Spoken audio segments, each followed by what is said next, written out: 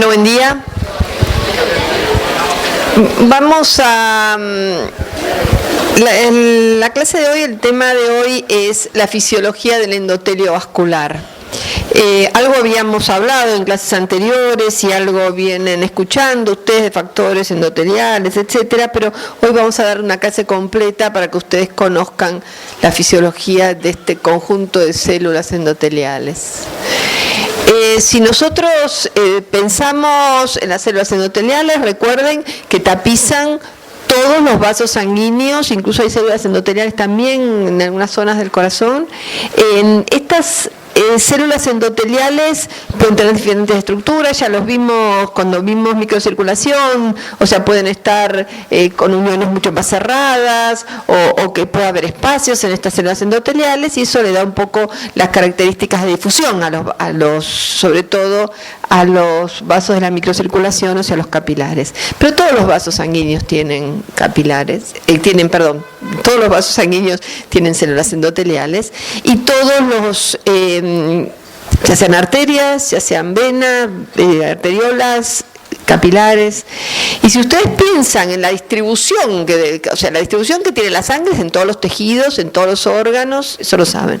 Entonces imagínense, estas células endoteliales están en todos los tejidos, en todos los órganos, todos totalmente distribuidos en todo el cuerpo humano. Entonces, cualquier función que tengan va a ser una función muy extendida. Si nosotros a las células endoteliales las juntáramos, todas juntitas, todas las células endoteliales que están en todos los vasos sanguíneos las juntáramos, terminaríamos para un adulto de 70 kilos, digamos, tendríamos un tejido, si tuviéramos todas esas células juntas, del tamaño del hígado, por ejemplo. O sea, para que tengan una idea de la dimensión que tiene esto. Pero aparte, no solamente eso, sino que está en todos los tejidos, o sea, que puede influir, si tienen alguna función, pueden influir en todos los tejidos, en todos los órganos, y eso hace que en la fisiología sea algo muy importante. La primera función que se conocían del endotelio, y hasta más o menos 1980 o un poco antes, era la única función que se conocía. Si bien había alguna idea de que tenía algún factor se liberaba, era muy poco el conocimiento sobre eso, o sea, con lo cual solamente constituye una barrera selectiva. O sea, ustedes saben que todo aquello que tiene que atravesar una membrana celular tiene un determinadas características, ¿no es cierto?, que dependen de esos transportes o esos pasajes a través de las células endoteliales, las membranas y de las células endoteliales. Por eso es una barrera selectiva. Pero hoy se sabe que no solamente es una barrera selectiva, sino que también mantiene el tono vascular, regula la proliferación y crecimiento de las células de la pared vascular. Eso es un procedimiento que sucede permanentemente en los vasos sanguíneos, pero que tiene que estar regulado para que no haya un crecimiento anormal. Regula la trombogénesis y la fibrinolisis, y algo de esto ya saben ustedes cuando vieron sangre y de qué manera el endotelio participaba. Regula la adhesión de leucocitos y plaquetas, regula la agregación plaquetaria, modula la peroxidación de lípidos, y está relacionado con los mecanismos de angiogénesis. Los mecanismos de angiogénesis fundamentalmente están, lo que más se conoce son la formación de nuevos vasos, sobre todo en tumores, en zonas del tejido cardíaco que se fue sometido a una isquemia o un infarto, etc. Hoy sabemos más o menos que tiene todas estas funciones. Estas funciones las va a tener porque libera factores que tienen estas funciones. Y libera y regula, o sea, que libera factores que tienen un efecto y libera factores que tienen efecto opuesto, ¿no? Entonces, de esa manera puede ejercer una regulación. O sea que si nosotros miramos esto ahora, tenemos que pensar que las funciones que tiene el endotelio son enormes. O sea, si nos ponemos a pensar que 20, 30 años atrás conocíamos toda la fisiología, prácticamente se conocía mucho de fisiología, los mecanismos fisiológicos más o menos estaban conocidos, los principales sistemas que participan en la fisiología estaban conocidos. Haber descubierto las células endoteliales fue un boom bastante importante, porque se empezaron haber descubierto las funciones de esas células endoteliales más allá de ser barrera, ¿no? Resultó ser algo que para la investigación fue una cosa que siguió adelante, y hoy incluso se aplica, ya hay drogas que utilizan estos factores endoteliales como un sitio de acción, ¿no? Y los vamos a ver algo hoy. Entonces,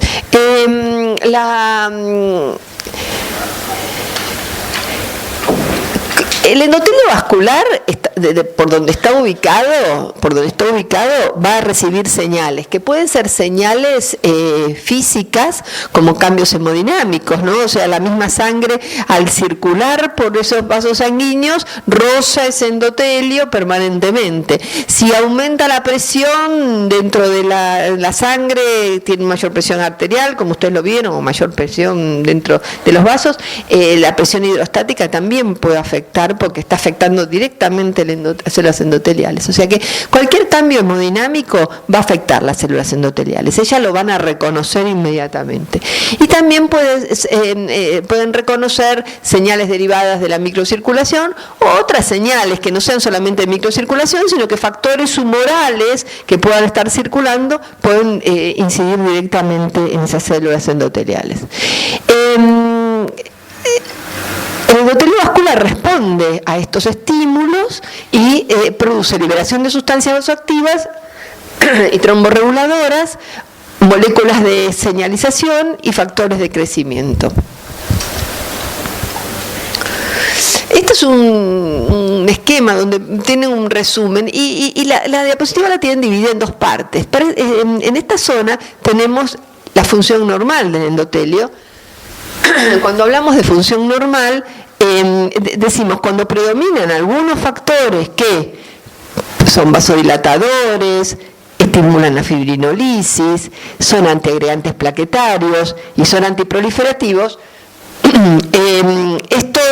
Cuando predominan esos factores, estamos hablando de una función normal del endotelio, un endotelio funcionando normalmente. Ustedes ya saben de todo esto, porque ya saben que es preferible, las patologías con respecto a la presión arterial son cuando aumenta la presión arterial, no cuando está baja. O sea que todo proceso vasodilatador va a tender a que la presión sea menor. Es importante que no se formen trombos que circulen por la circulación, porque eso puede afectar la irrigación de los tejidos y eso es estimular la fibrinolisis es importante para mantener la fluidez de la sangre, que no se agreguen las plaquetas es importante, el control de la agregación plaquetaria, ¿no? Por supuesto, es importante para mantener que no se generen coágulos intravasculares, y antiproliferativos es importante, que haya una reestructuración normal de los vasos sanguíneos y que no en un determinado momento empiece a haber una proliferación del músculo liso y se prolifera, termina formándose una placa en una zona de los vasos. Eso, con otra serie de factores que se suman a no solamente la proliferación del tejido muscular liso, sino otras cuestiones, hacen que se forme una placa ateromatosa, por ejemplo. Esa placa puede llegar a obstruir la circulación. O sea que es lógico que todo esto cuando tenemos estas funciones en el endotelio, hablemos de una función endotelial normal. ¿Qué pasa cuando hay disfunción endotelial? Es cuando predomina la vasoconstricción, no la vasodilatación, cuando predomina la trombogénesis, la adhesión de moléculas y el aumento de los factores de crecimiento, y también está muy relacionado con la inflamación. Yo no me voy a meter mucho en la clase de hoy a toda la parte inmunológica. Si bien les van a aparecer en las diapositivas, yo sé que ustedes todavía no cursaron inmunología y les va a costar entender algunas cosas, pero esas cosas que uno las tiene que tener, y el día que cursen inmunología en realidad van a entender mucho más de todo esto. Entonces, aquellos factores que están relacionados con la regulación del tono, o sea que mantener un tono más vasodilatador o más vasoconstrictor, son las sustancias vasodilatadoras. Bueno, no ando demasiado bien hoy de la voz. Esas sustancias vasodilatadoras son el óxido nítrico, las prostaciclinas y el factor hiperpolarizante, que ahora lo vamos a ver qué es ese factor, que en realidad el tema es que lo seguimos llamando factor hiperpolarizante porque todavía no está absolutamente definido qué es químicamente, ¿no?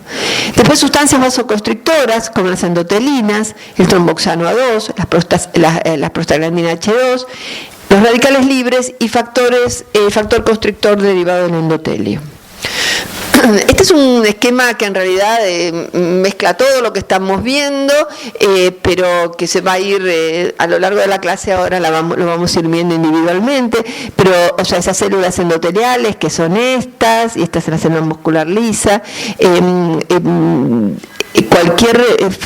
hay factores como la acetilcolina, la bradiquinina, que lo que aumentan es el calcio intracelular, y eso hace que se produzca la síntesis de óxido nítrico, las prostaciclinas, el factor hiperpolarizante, este CNP, que es el péptido natriurético C, que está muy mezclado y que muchos dicen que es el factor hiperpolarizante.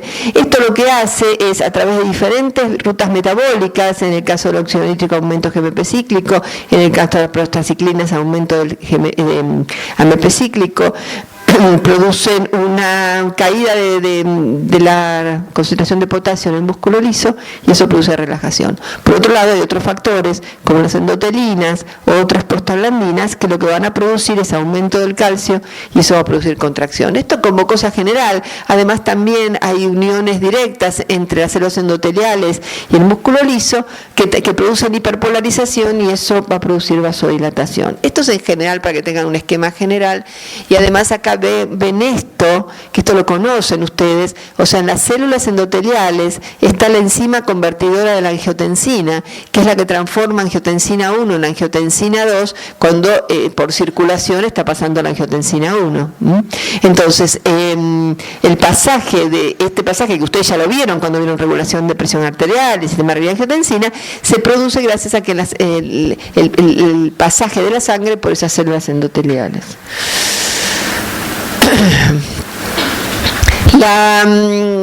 Esta es como se empieza a descubrir los factores endoteliales y se empieza a dar mayor importancia a las células endoteliales.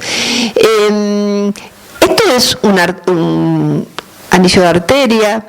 Es una manera que se estudia en los laboratorios de fisiología, se estudia la contracción del músculo liso, o sea, la contracción de la arteria.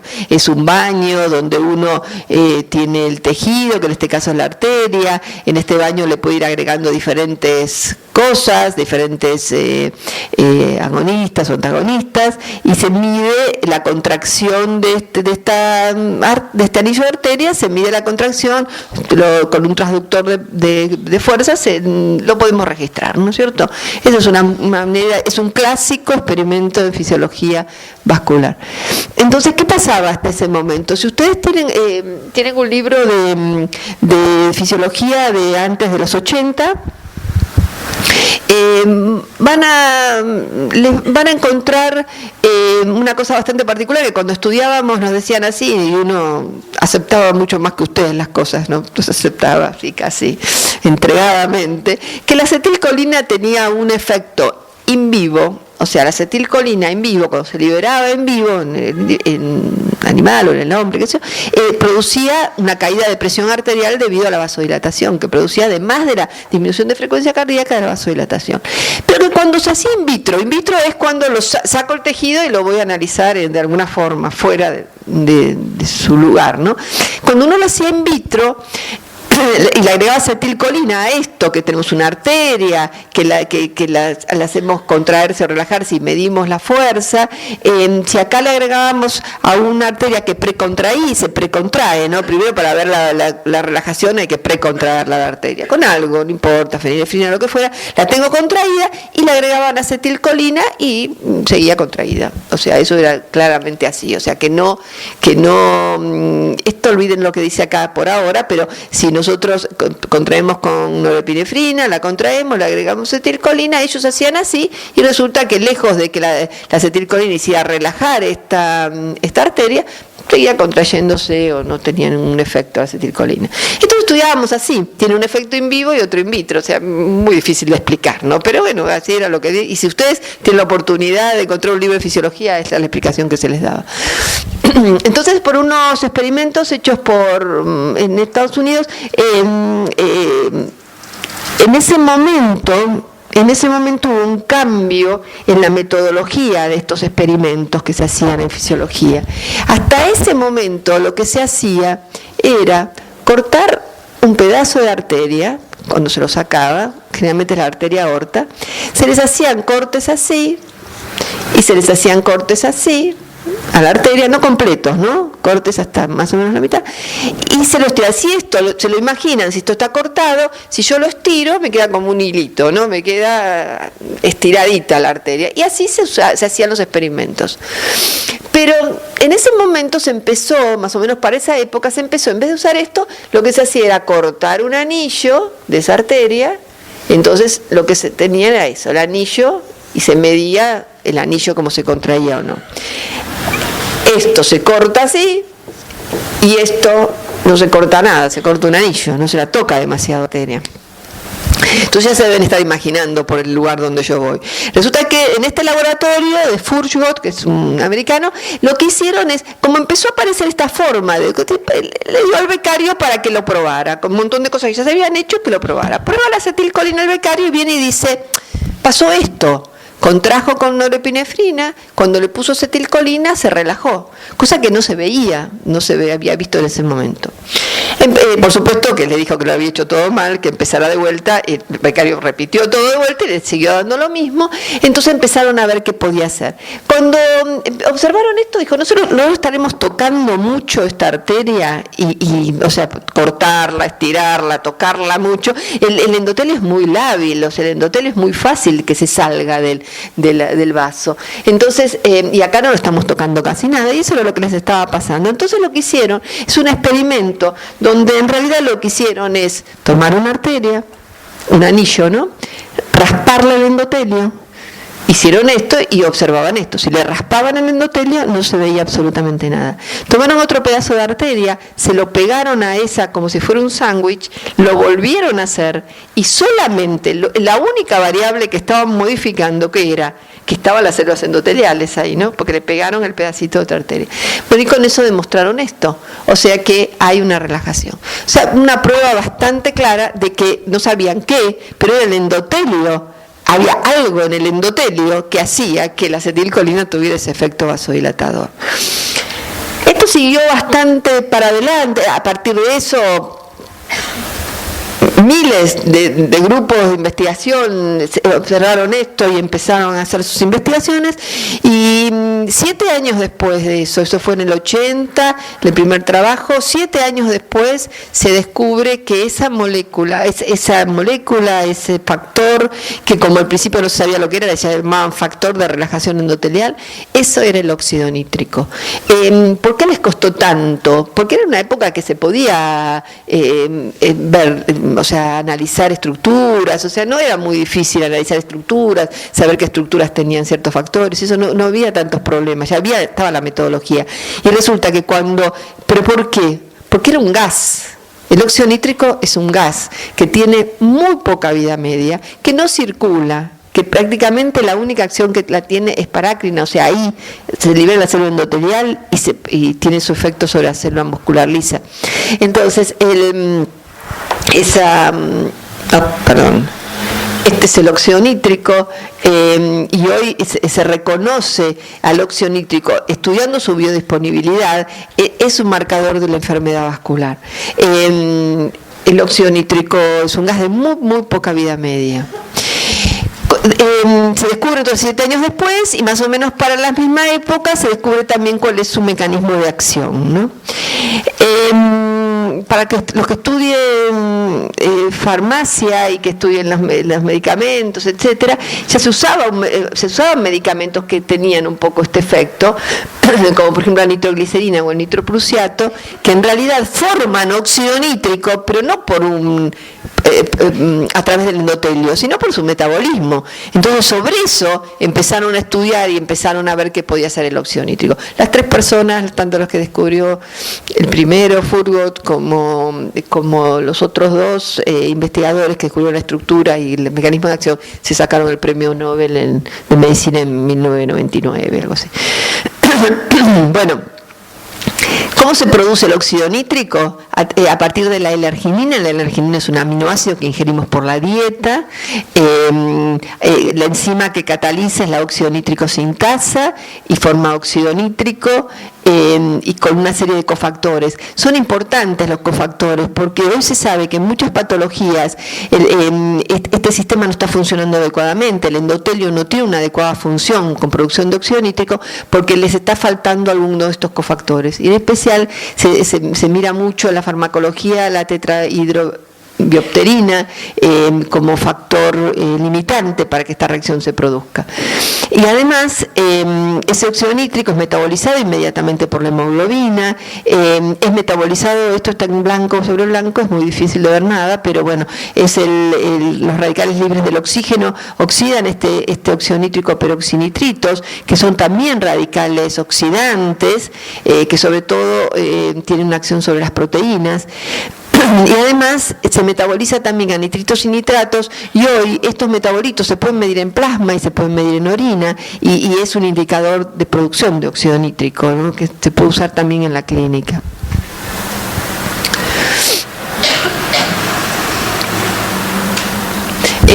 ¿Cómo es el efecto? Bueno, hasta acá llegamos en la diapositiva anterior. Cuando llega a su órgano blanco, en realidad lo que hace es aumentar los niveles de GMP cíclico. Ese GMP cíclico es el que en realidad está ejerciendo el efecto, ¿no? O sea, el efecto es a través de la producción de GMP cíclico. No hay que olvidarse de la fosfodiesterasa 5 que metaboliza el GMP cíclico, metabolitos inactivos. Ahora les voy a explicar por qué. Esto es para tener en cuenta. Y además, a través de la fosfoquinasa se activa la fosfatasa de la cadena liviana de la miosina y desfosforila la célula muscular lisa e induce vasodilatación. Y también disminuye el influjo de calcio en la célula muscular, que es lo que produce vasodilatación también. Entonces produce relajación del músculo liso, inhibición de la adhesión y agresión plaquetaria e inhibición de la adhesión leucocitaria, que son sus efectos fundamentales. ¿Por qué yo les marco esta fosfodiesterasa 5? Porque esto fue el primer lugar en toda esta ruta metabólica relacionada con la producción del óxido nítrico donde se pudo intervenir farmacológicamente. Y es ahí donde el primer medicamento, digamos, que utilizó de alguna manera algún paso de todo esto fue justamente los inhibidores de la fosfodiesterasa 5. ¿Qué pasa si inhibo esto? El óxido nítrico no lo puedo retener mucho tiempo, tiene muy poca vida media, inmediatamente pierde su efecto, pero esto, si yo mantengo la concentración de GMP cíclico más tiempo, estoy manteniendo el efecto del óxido nítrico. Fundamentalmente esto ya lo deben haber visto cuando vieron reproducción y vieron todos los mecanismos relacionados con el mecanismo de la erección, que en realidad este óxido nítrico también tiene un efecto importante, con lo cual si yo inhibo esto va a estar más tiempo y se utiliza para el tratamiento de disfunciones eréctiles y es el sildenafil, o la droga que es conocida por todos comercialmente como Viagra. Entonces, el premio Nobel se lo sacaron al poco tiempo que se descubre que farmacológicamente se podía utilizar esto, sí, ¿no? Bueno, acá hay varias cosas a contar en esta diapositiva. Por empezar, que las células endoteliales tienen, esto lo saben ustedes antes de venir acá a fisiología, que tienen las caveolas, hay proteínas que son las caveolina 1, que en realidad lo limitante, que es la óxido nítrico sintasa, que es la limitante para la producción de óxido nítrico, esta enzima está inhibida cuando está unida a las caveolinas, y por aumento de la concentración del calcio intracelular, se suelta de la caveolina y empieza todo el proceso que finalmente termina con la activación de la óxido nítrico sintasa fosforilándose y ejerce su efecto produciendo óxido nítrico.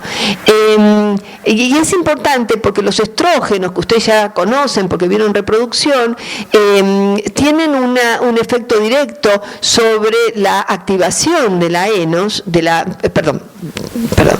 óxido nítrico sintasa, que acá que la E está de adelante es porque es la isoforma endotelial de la óxido nítrico sintasa. Entonces se produce de alguna manera, y además también favorece la fosforilación de esta enzima que aumenta su actividad por fosforilación. Estos dos efectos los tienen los estrógenos. Es bastante, es una de las cuestiones, o sea, ustedes saben que o sea, lo estuvieron viendo ahora cuando vieron seguramente cardiovascular, la mujer y el hombre tienen diferencias con respecto al desarrollo de hipertensión arterial, o sea, de tener trastornos vasculares, hipertensión arterial durante la vida fértil de la mujer. Cuando empieza el periodo de la menopausia, los estrógenos disminuyen, como ustedes ya lo saben, disminuyen los estrógenos en la mujer y se iguala casi a la incidencia de enfermedades cardiovasculares y hipertensión que el hombre en esa edad. Entonces, mucho se le da al tema de los estrógenos, y esto podría ser uno de los mecanismos que podrían estar relacionados, y por eso les traje los estrógenos para que los vieran.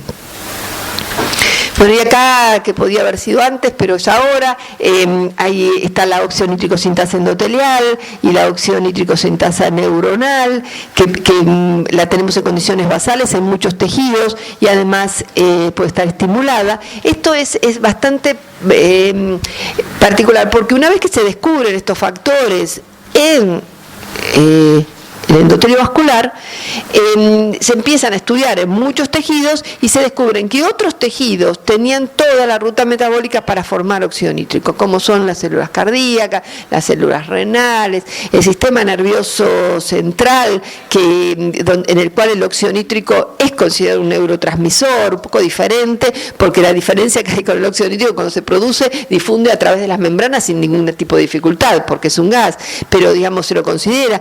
Hoy se sabe que el óxido nítrico está muy relacionado con con todos aquellos mecanismos relacionados con la memoria, con el aprendizaje. Se lo está mirando para determinar a ver qué pasa con patologías como Alzheimer, si hay alguna relación con este sistema. O sea, es un neurotransmisor del sistema nervioso. Y después hay una óxido nítrico sintasa que es inducible, que no es basal, que no es constitutiva, pero que se activa en presencia de estas cosas que ustedes ven acá abajo, que a lo mejor no saben qué son, pues son las interleuquinas, el factor de crecimiento, que son todos factores que se activan cuando hay algún proceso infeccioso o inflamatorio importante. Entonces se activan estos factores que son citoquinas, aumentan la actividad de esta enzima, pero el problema es que cuando aumenta, acá también las tienen, citoquinas, interferón, cuando aumenta estas citoquinas, sobre todo relacionadas con la inflamación, se aumenta la actividad de esta enzima, y esta enzima es casi incontrolable. O sea, cuando aumenta la actividad, aumenta tanto que la producción de óxido nítrico es tan impresionante, que la vasodilatación es tan incontrolada, que la presión arterial baja muchísimo, y los individuos se pueden llegar a morir por la vasodilatación y por la caída de presión arterial y antes que se solucione el problema infeccioso, ¿no? Eso es lo que se llama el shock séptico, que ustedes lo van a escuchar en su carrera muchas veces, y que en determinados momentos no había una explicación, y hoy se sabe que es esta. ¿Cuáles son los estímulos neuroendocrinos o los estímulos físicos para la producción de óxido nítrico? Esto es muy importante, es el flujo y la presión de la sangre, que son las fuerzas de rozamiento que ejerce la sangre sobre las células endoteliales, y también la hipoxia tisular. Esto es muy importante porque esto fisiológicamente facilita el circular de la sangre en vasos muy pequeños, porque en vasos muy pequeños el roce hace que la célula produzca óxido nítrico, el óxido nítrico actúa vasodilatando, entonces permite que el flujo vaya sin dificultades, aunque los vasos sean muy, muy pequeños. Vasos, por supuesto, que tengan músculo liso, ¿no? Los capilares no, porque no tienen músculo liso.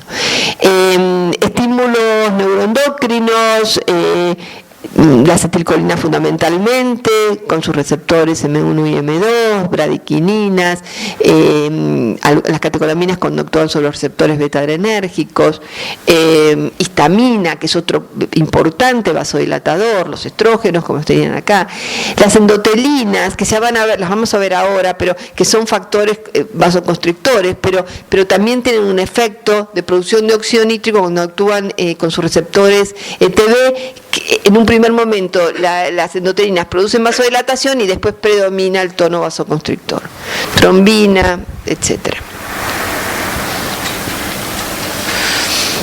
Este es otro factor, que es el hiperpolarizante del endotelio. Se sigue llamando hiperpolarizante porque no hay una decisión tomada con respecto a cuál es este factor. Lo que produce es la hiperpolarización de la célula muscular lisa, con cierres de canales de calcio tipo L, disminución del calcio citosólico y relajación muscular.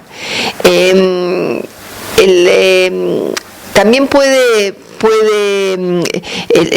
es cierto que el aumento del calcio citosólico producía en las células endoteliales esto, ¿no? Producía liberación de óxido nítrico, que eso ya lo habíamos visto. Pero también se sabe que podría haber una relación con la producción del factor hiperpolarizante del endotelio, el aumento de la concentración de calcio en el endotelio. No mezclemos las dos concentraciones de calcio. En una estamos hablando de músculo liso y en el otro estamos hablando de endotelio.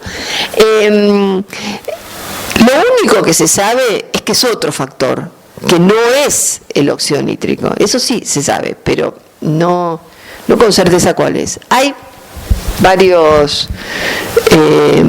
postulantes para este factor. Uno es la concentración de potasio, otro es la concentración de agua oxigenada y otro es el péptido natriurético C, que hay muchos investigadores que están considerando que este podría ser el factor hiperpolarizante del endotelio. O metabolitos del ácido araquidónico, que son estos ácidos que tienen los ETs, que tienen un nombre muy complicado, epoxiecosatrienoicos, o sea que estos que son derivados del ácido araquidónico pueden también ser el factor hiperpolarizante. Y se producen en las células endoteliales, generan una cascada de señalización que está relacionada con el AMP cíclico, proteína quinasa A, que producen vasorelajación porque abren los canales de potasio, hay una salida de potasio al extracelular, se hiperpolariza la célula, como ustedes ya lo saben. Después tenemos las prostaciclinas. Estas las prostaglandinas se descubrieron un poco antes que el óxido nítrico. O sea, las prostaciclinas ya había algunas evidencias, y el óxido nítrico se descubre, el factor de relajación endotelial en ese momento, en 1980, estas en 1970 y pico ya se sabía que existían las prostaglandinas y que las células endoteliales podían estar produciéndolas.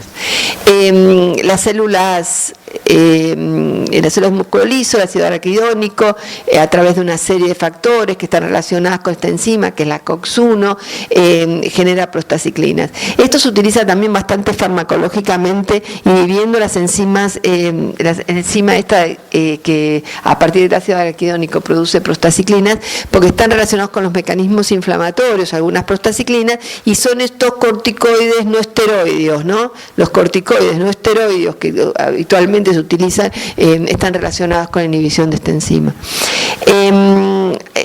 aumenta, en este caso si se aumenta el calcio citosólico, se podrían liberar prostaciclinas, y estas prostaciclinas son prostaglandinas vasodilatadoras. Otra vez lo mismo, ¿no? O sea, el calcio, aumenta el calcio, se libera óxido nítrico, se liberan los EDTs y se libera también prostaciclinas, todos van por el mismo camino.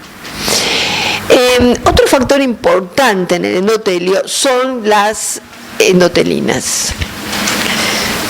Cuando se descubre, claro, cuando se empezó a estudiar el endotelio, a partir del conocimiento de... Voy a tratar de no hacer lío con el micrófono 2, que creo que estoy embarrando un poco la... cuando se empieza a estudiar el endotelio, se lo empieza a mirar el endotelio, se descubrió el óxido nítrico, que en principio no sabían qué era, pero no importa. Como se hicieron tantas investigaciones sobre el endotelio, empiezan a aparecer otros factores, empiezan a descubrir otras cosas. Entonces se descubren las endotelinas, que son péptidos. Estos son péptidos. Las endotelinas son péptidos, los podemos medir en plasma. Son péptidos que circulan y que, por supuesto, se metabolizan también, pero como todos otros péptidos, ¿no? Se lo considera el factor de crecimiento del sistema cardiovascular, induce mitogénesis de las células musculares lisas vasculares, hipertrofia, y estas yo una vez se las nombré cuando les di la clase de cardiovascular, donde les dije, cuando se produce hipertrofia del ventrículo izquierdo, por ejemplo, por hipertensión que podía darse, esa hipertrofia podría estar relacionada con la presencia de las endotelinas en el músculo cardíaco, y además inducen síntesis proteica. Hay distintos tipos de endotelinas, la 1, la 2, la 3, y tienen diferentes estructuras y diferentes funciones. ¿Qué es lo que produce la liberación de las endotelinas? Factores que son estimulantes de las endotelinas, por ejemplo, la angiotensina 2, la vasopresina, la insulina, estos son ambos factores de crecimiento, el tromboxano 2. También el estrés lo puede producir, ¿no? O sea, está muy mezclado con lo del óxido nítrico, pero también se demostró. Y además, inhibidores de la liberación de endotelinas son el óxido nítrico, sustancias nitrovasodilatadoras, la heparina, el factor natriurético atrial, prostaciclinas y los estrógenos. Estos cómo actúan, o sea, se producen también en las células endoteliales a partir de un péptido de mayor tamaño, un proendotelina 1, después la bigendotelina 1, y finalmente se produce la endotelina 1 que puede actuar sobre receptores ETA o ETB. Con ambos receptores produce contracción, pero cuando actúa sobre los receptores ETB, el primer efecto que se ve es un efecto vasodilatador por producción de óxido nítrico en las células endoteliales, ¿no? Acá lo tienen. O sea que esto está en circulación, así como actúa sobre las células musculares lisas, también actúa sobre la misma célula endotelial que la produce. Entonces, y en esas células endoteliales tenemos receptores de tipo ETB y eso produce óxido nítrico. Cuando, en cambio, en las células musculares lisas, por acción directa, digamos, sobre ambos receptores van a producir contracción.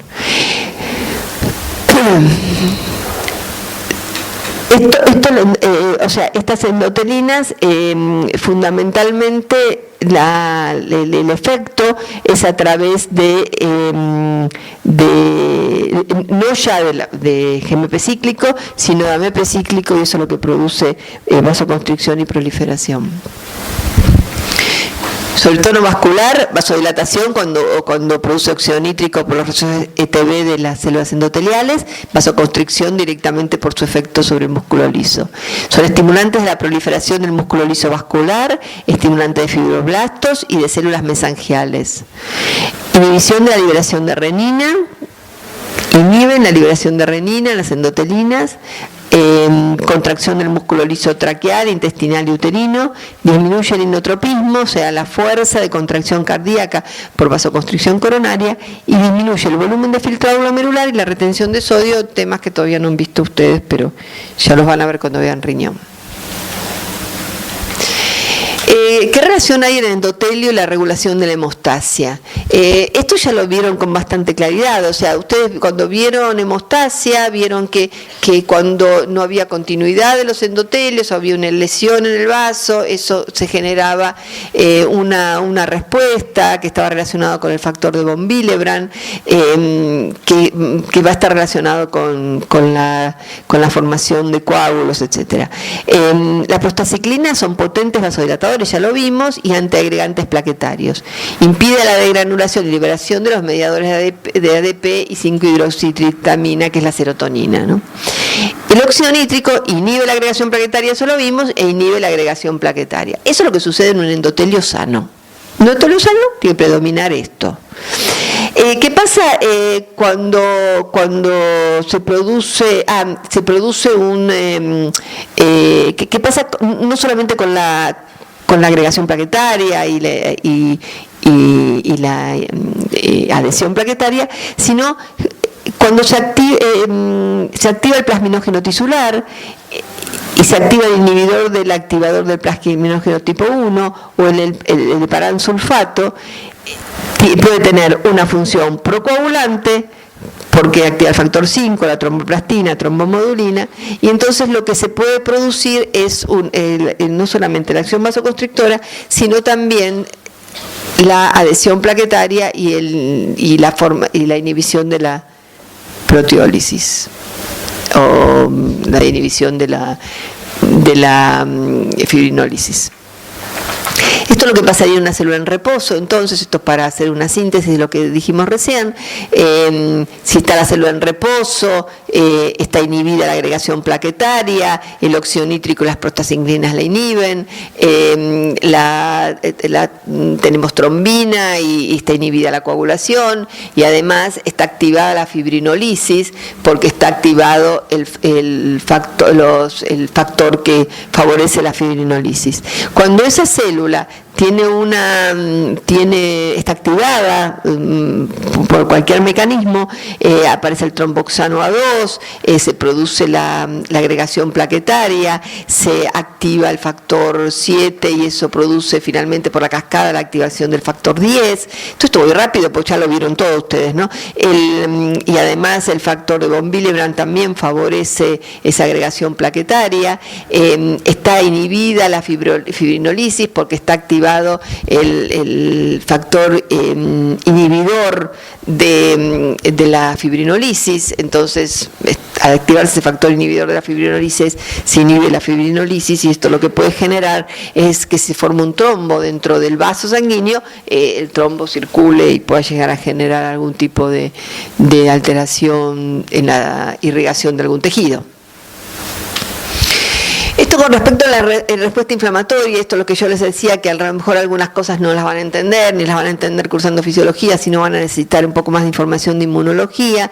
La regulación de la respuesta inflamatoria está relacionada con el óxido nítrico, las moléculas de adhesión, las selectinas, moléculas de adhesión intracelular, moléculas de adhesión de las células vasculares y algunos antígenos. En la próxima diapositiva les voy a mostrar que en procesos inflamatorios los pacientes tienen un aumento de estas que veíamos recién. Estas dos son las que veíamos recién, la molécula de adhesión intracelular y la molécula de adhesión vascular. Ambas moléculas se aumenta el estrés oxidativo, aumenta, esto lo van a hablar mucho de estrés oxidativo cuando cursen fisicoquímica, activación y traslocación de factores kappa beta, aumento de interleuquinas, etcétera. O sea, todo eso es un proceso inflamatorio que lo que genera es disfunción endotelial. La regulación de la proliferación del crecimiento vascular, hay promotores del crecimiento e inhibidores del crecimiento vascular. Siempre hay un remodelado vascular normal. Este remodelado vascular normal se tiene que dar siempre en las arterias. O sea, en las arterias, en los vasos, siempre hay un proceso de remodelado normal. Ese remodelado normal está relacionado con un equilibrio entre los factores de crecimiento y los factores que inhiben el crecimiento. Bueno, dicha esta explicación, hay, en las células endoteliales están relacionadas con factores promotores del crecimiento y factores inhibidores del crecimiento. Dentro de los promotores del crecimiento, fundamentalmente tenemos las endotelinas y la angiotensina 2, que si bien no la produce el endotelio, la angiotensina 2 se produce cuando pasa la sangre con la angiotensina 1, cuando pasa la sangre con la angiotensina 1, como el endotelio tiene la enzima convertido de la angiotensina, entonces ahí se transforma en angiotensina 2. Por eso, de alguna manera, uno interpreta que la angiotensina 2 está relacionada con la función endotelial. Entonces, otros factores de crecimiento que también son promotores de crecimiento, y tenemos los inhibidores de crecimiento, que tenemos el óxido nítrico, las prostaciclinas, la bradiquinina y otros factores. Cuando este equilibrio se rompe y en vez de predominar estos, predominan estos, entonces se produce una remodelación vascular anormal. Entonces, esta remodelación vascular anormal está relacionada con las alteraciones vasculares, ¿no? Formación de placa, etcétera. Y después también se observan una remodelación inadecuada en en miocardio posinfarto. En miocardio se infarta cuando no tiene la suficiente irrigación, cuando no tiene la suficiente cantidad de oxígeno que le llega, esa zona que no está bien irrigada, bien oxigenada y bien nutrida, pierde la capacidad de contraerse. Eso es lo que es un infarto, y hay una remodelación del tejido en esa zona infartada. Y después la angiogénesis tumoral, que está relacionado con estos factores también, y que le permite, la formación de nuevos vasos sanguíneos le permite al tumor seguir creciendo, ¿no? Seguir creciendo así descontroladamente, y eso se logra en parte por el aumento de la angiogénesis de ese tejido. Y es a donde va mucho la terapia hoy, las terapias antitumorales, ¿no? ¿Cuáles son las consecuencias? El estrés, yo les dije que en realidad la función endotelial adecuada viene de ese predominio de los factores que son vasodilatadores,